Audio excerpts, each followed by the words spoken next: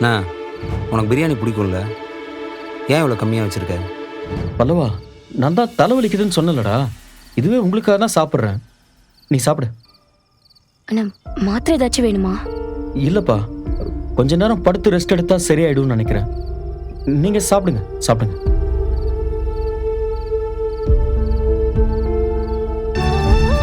ஆனந்தம் ஆனந்தம் பாடும் மனமாசை ஊஞ்சலிலாடும்.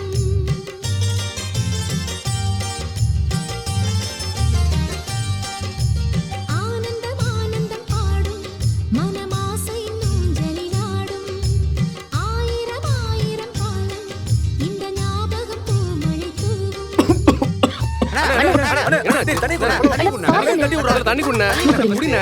தண்ணி குண்ண ஃபர்ஸ்ட்.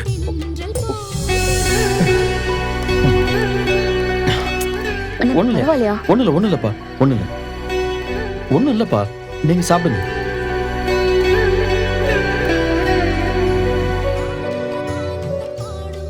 மனமாசை ஊஞ்சலிலாடும்.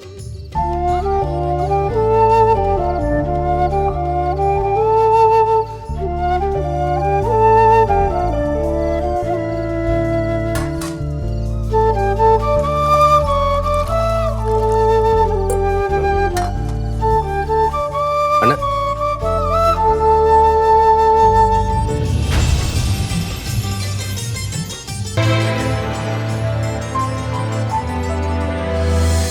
பானு, சொல்லுங்கக்கா. காலையில பூ கரெக்டான டைமுக்கு வந்துரும்ல?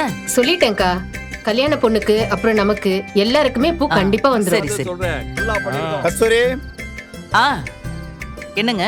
இன்னும் யாராவது சாப்பிட வேண்டியிருக்கா? ஆ இல்லங்க, எல்லாரும் வந்து சாப்பிட்டு போயிட்டாங்க. இதோட முடிஞ்சது. சரிம்மா, அப்ப மிச்சம் இருக்கிற சாப்பாட்டை இல்லாதவங்களுக்கு கூட சொல்லிடவா? தாராளமா கொடுத்துடலாங்க. சரி.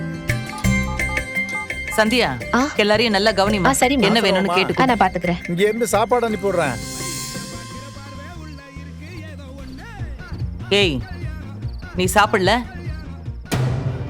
எனக்கு சாப்பாடு வேண்டாம்மா. சாப்பாடு வேணானா அப்புறம் என்னடி பண்ண போற? எனக்கு சாப்பிட தோணலம்மா. இத பாரு, விடிஞ்சா உனக்கு கல்யாணம். இப்படி மூஞ்ச தூக்கி வச்சுக்கிட்டு உட்காந்துருக்க. பாக்குற சொந்தக்காரங்கெல்லாம் ஏன் கல்யாண பொண்ணு சோகமா இருக்கான்னு என்கிட்ட வந்து கேக்குறாங்கடி.